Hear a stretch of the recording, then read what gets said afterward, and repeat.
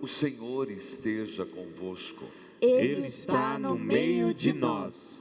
Proclamação do Evangelho de Jesus Cristo, segundo Mateus. Glória a vós, Senhor. Naquele tempo, disse Jesus a seus discípulos: se teu irmão pecar contra ti, vai corrigi-lo, mas em particular, a sós contigo. Se ele te ouvir, ganhaste um irmão.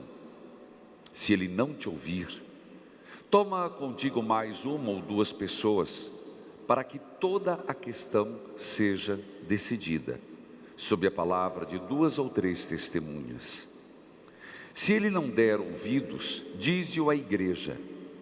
Se nem mesmo a igreja ele ouvir, seja tratado como se fosse um pagão ou um pecador público. Em verdade eu vos digo, tudo que ligardes na terra será ligado no céu, tudo que desligares na terra será desligado no céu. De novo eu vos digo, se 2 de vós estiverem de acordo na terra, sobre qualquer coisa que quiserem pedir, isso vos será concedido por meu Pai que está nos céus. Pois, onde 2 ou 3 estiverem reunidos em meu nome, eu estou ali, no meio deles. Palavra da salvação. Glória a vós, Senhor. Que a palavra de Deus perdoe os nossos pecados. Amém. Queridos filhos, vamos juntos lembrar Nossa Senhora de Guadalupe. Amparai os doentes e desempregados. Nossa Senhora de Guadalupe. Amparai os doentes e desempregados. Nossa Senhora de Guadalupe. Amparai os doentes e desempregados. Lembremos que este santuário é dedicado a Nossa Senhora de Guadalupe, padroeira das Américas, santuário de Nossa Senhora de Guadalupe e Jesus das Santas Chagas. E nós nos reunimos em plena pandemia, rezando, é claro, pelas vítimas da pandemia, aqueles que morreram e todos aqueles que estão sofrendo, direto e indiretamente somos todos nós, fruto dessa pandemia que assola o mundo inteiro.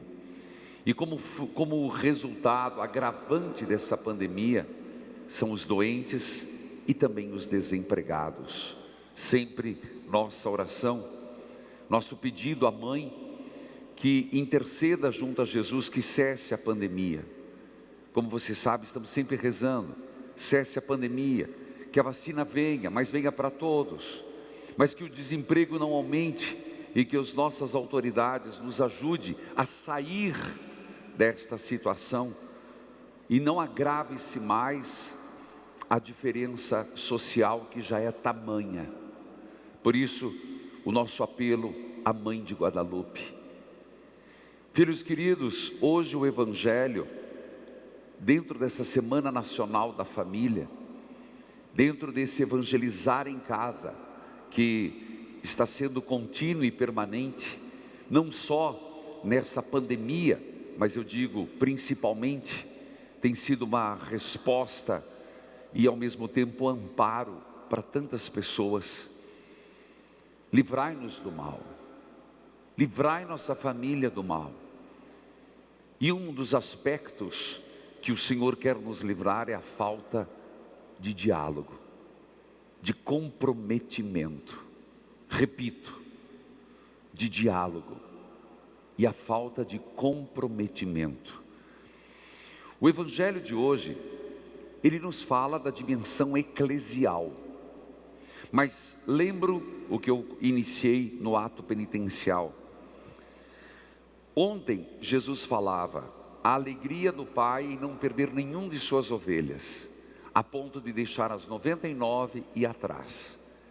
Eu diria que hoje o Evangelho nos explica como isso pode ser estabelecido.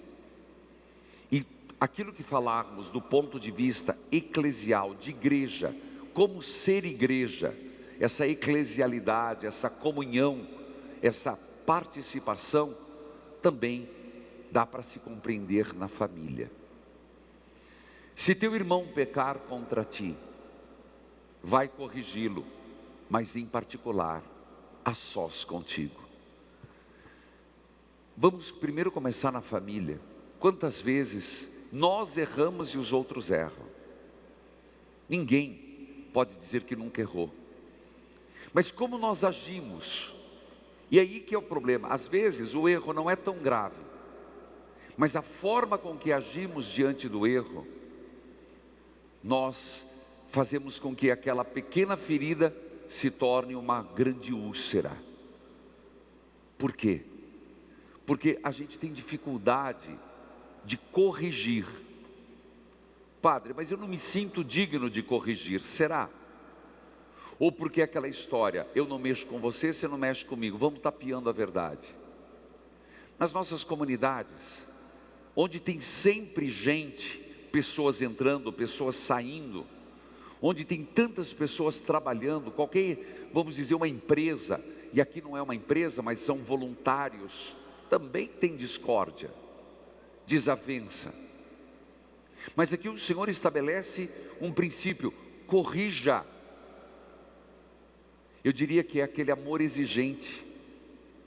Corrigir, mas de que forma corrigir?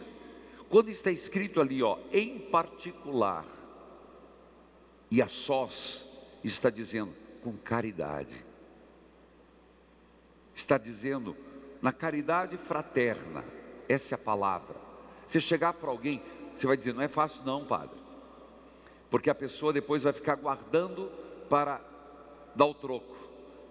Então a gente não faz isso por medo de ser corrigido, mesmo dentro de casa.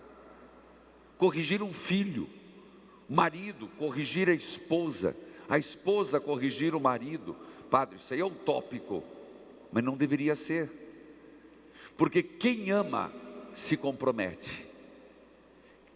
Se realmente a gente leva a sério de atrás da ovelha perdida, nós precisamos mudar nossa forma de lidar com os problemas, corrigir. Quando a gente fala isso, parece muito fácil, ou muito difícil, impossível. O grande problema é que as nossas correções, principalmente quando são problemas mais sérios, a gente diz, eu não quero falar desse assunto. Gente, que decisão terrível. Ou fugir do problema, esconder embaixo do tapete, como se isso resolvesse a ferida. Resolve? Sim ou não? De jeito nenhum. Se apenas está postergando, você apenas está deixando a ferida gangrenar. Então, o diálogo é a melhor forma. Isso na vida da igreja, e isso na família. Querido povo de Deus, eu recebi ontem um relatório da equipe de aconselhamento, e eu sempre estou monitorando, com gráficos, números, e é assustadorosamente maior os grandes pedidos de oração, de aconselhamento, referente aos problemas matrimoniais. Depois aparecem problemas doutrinários e outros aspectos, mas problemas na família. De repente o Senhor, na Semana Nacional da Família, nessa quarta-feira, está só isso, dizendo para você: tire o lixo debaixo do tapete, enfrente suas feridas, mas com amor exigente, caridade fraterna. Nas nossas comunidades, como lidar quando, usá-la como exemplo, quando existe um problema entre nós dois? Chamar a sós e conversar. Aí você vai dizer assim, mas se eu fizer isso, não vai resolver. Então, atitudes anteriores. Quando você tem um problema com uma pessoa, reze, espere. Reze, se prepare, vá abrindo caminho. Chama para conversar. Não resolveu? Segunda dica: se a pessoa te ouvir, ganha um irmão. Mas olha o Evangelho: se não te ouvir, larga a mão? Não, tenta uma segunda vez. E aí, chama contigo 2 pessoas, para que toda a questão seja decidida. Como é importante isso às vezes. Falando de igreja, de paróquias, de comunidade, nós somos uma paróquia, um santuário, mas é uma paróquia, de lideranças. É impressionante, a rotatividade nunca é positiva, a imutabilidade dos líderes, dos coordenadores, isso não é positivo. Mas quando há muita rotatividade, você tem que começar a se perguntar. Você tem que começar a se questionar. Por quê? Por que que muda tanto? Por que que não para? Isso, cada coordenador há de se perguntar na sua pastoral, mas eu como pároco e qualquer padre tem que se perguntar. A rotatividade, ela pode denotar na pessoa um problema ou no outro. Por exemplo, há de se perguntar quando para uma pessoa ninguém presta. Gente, isso numa família é terrível. Ninguém presta. E você vai perceber que chegou a pessoa A, não deu certo. Não gosto. Vem uma B, nossa, mas pessoa. Vem a C, nossa, está me puxando o tapete. A D, fuxiqueiro. Quarto, cuidado. Será que o problema são as pessoas? Ou o problema está em quem está agindo assim? Hoje nós parece que Deus falou assim: eu vou reservar esse evangelho para a Semana Nacional da Família. Se estamos falando de igreja familiar, casa, igreja, e falando da eclesialidade da igreja, nós temos que aprender a lidar com os outros, mas lidar conosco mesmo. Lembre-se de Santa Teresa d'Ávila, a oração da noite dela: ó Deus, livrai-me de mim mesma. Forte, né? Santa Teresa d'Ávila: ó Deus, protegei-me. Era essa frase, não era livrai-me. Protegei-me de mim mesma. Será que não é hora da gente se preocupar? Se questionar? Por que tantos problemas nas comunidades? Por que nós estamos vivendo não gosto dessa palavra, mas polarizado? Você já percebeu na internet assim, a pessoa coloca uma coisa e todo mundo se sente no direito de fazer um comentário, nem sabe, está lá, descendo a paulada, e julga, e condena, e queima, mas isso, eu não estou falando por mim, estou falando de modo geral. De modo geral, não está faltando esse evangelho? Ou não está faltando amor? Não está faltando perceber que aquela ovelha perdida, eu como cristão tenho que resgatar e não de enxotar? Que dentro da família, o nosso papel, você como pai, como mãe, como tio, como sobrinho, é resgatar, fazer de tudo para trazer a família resgatada. Então eu te pergunto, quantas pessoas você já tirou da tua vida? Que você disse, não, isso aqui eu não quero. Você vai dizer, é bom? É preciso? Sim. Às vezes é preciso para um bem maior. Às vezes, isolar certas pessoas da sua vida é para um bem maior. Mas não é o caminho de um cristão. É só quando, terceira tentativa, está no Evangelho. Primeiro, a sós. Segundo, 2 pessoas. Terceiro, chame a igreja. Olha que forte. Se nem mesmo a igreja ouvir, seja tratado como se fosse um pagão, um pecador público. Aí, o que a gente diz é a excomunhão, fora da comunhão. Não necessariamente essa pessoa quer dizer que uma pessoa excomungada está no inferno, vai para o inferno, não é isso.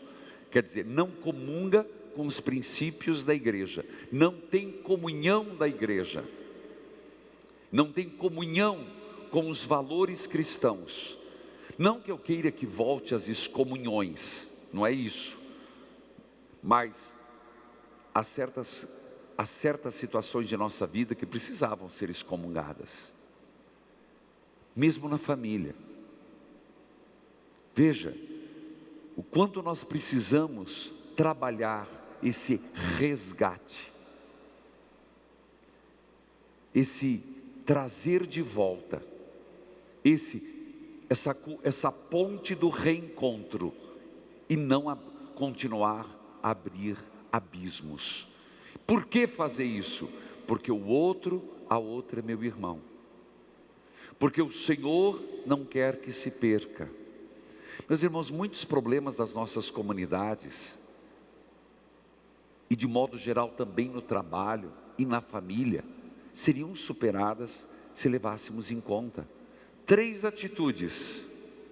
Mas nas 3 atitudes, o objetivo é perdoar, corrigir, formar. E nesse contexto da correção fraterna, que eu chamo, é uma das obras de misericórdia, né?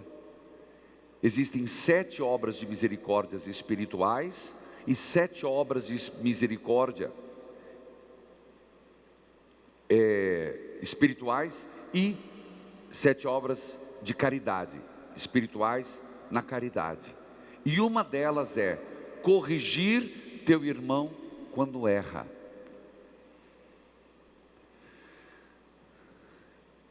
Se a gente for corrigir, e aí como fazer a correção está no Evangelho, nós precisamos fazer com muita caridade e verdade. A verdade sem caridade, ela é realmente uma ditadura.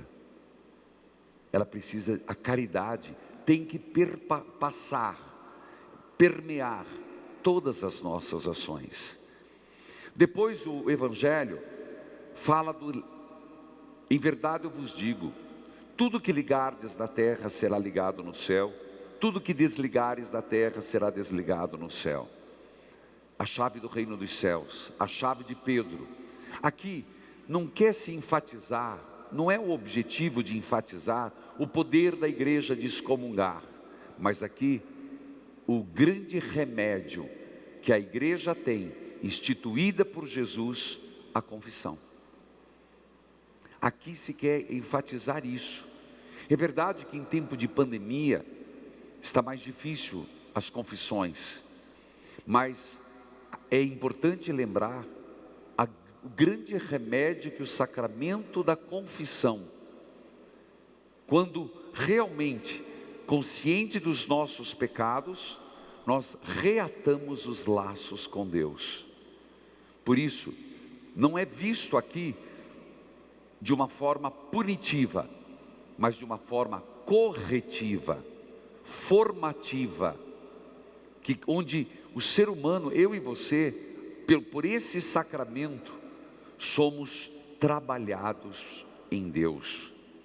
E é claro, o Evangelho segue falando exatamente aquele belíssimo texto: se 2 de vós estiverem de acordo na terra, não que a oração de uma pessoa não vale, mas Jesus, de 2 ou 3 estiverem reunidos, eu estarei no meio dele, exatamente para enfatizar essa dimensão da comunidade, exatamente para fugir daquela ideia de um Deus particular, de um Deus individualista. Não existe isso.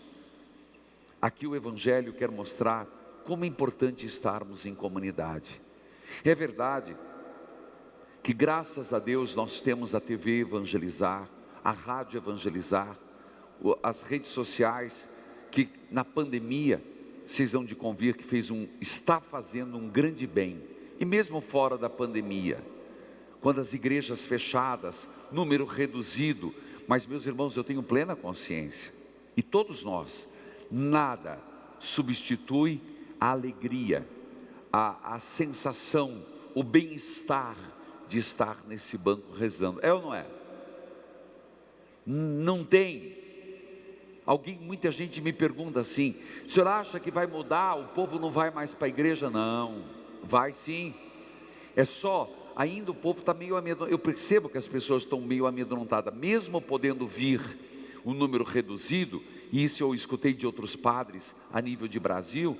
O povo está com medo, e é para ter mesmo, não é para baixar a guarda não. Mas assim que sair a vacina, se Deus abençoar, e está abençoando, nada substitui essa presença na igreja, esse um ou dois reunidos, rezando junto, se sentindo esse corpo místico da igreja.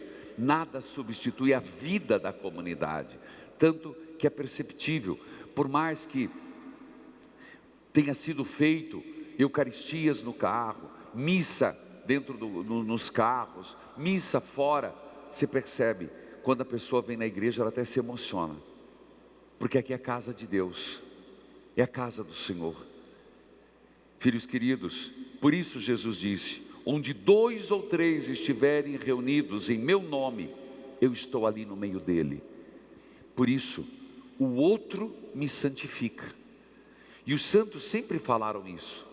Se você pegar São Pio de Petreutina e outros santos, sempre fizeram: o outro é a tua escada de santificação, porque o outro, ele nos coloca diante das verdades. Por isso, o outro não é um inimigo, não estamos em competição, nós estamos na mesma jornada. Querido povo de Deus, que nessa Semana Nacional da Família que estamos vivendo, esse evangelho possa ecoar, e aqui atitudes muito práticas, façam um reatar, um perdoar. Seria muito bom se nós nos debruçássemos sobre nossas feridas, e sobre as feridas que as comunidades têm, entre lideranças, mas também dentro de casa. É muito perigoso quando você diz: não falo mais desse assunto, esse assunto morreu, da boca para fora, porque aqui não morreu não, no coração não morreu, e a ferida, você sabe, quando não cuida ela infecciona, e depois de infeccionada ela gangrena, e às vezes vai ser preciso amputar um membro do corpo por causa dessa ferida. Então, vamos cuidar e fazer um trabalho preventivo. Sabe o que é o preventivo? Oração e diálogo. Nem toda hora é hora de falar tudo, mas é hora de rezar sempre. Nem toda hora é hora de falar tudo, mas sempre é hora de rezar. O falar vem depois. Louvado seja nosso Senhor Jesus Cristo. Para sempre seja louvado.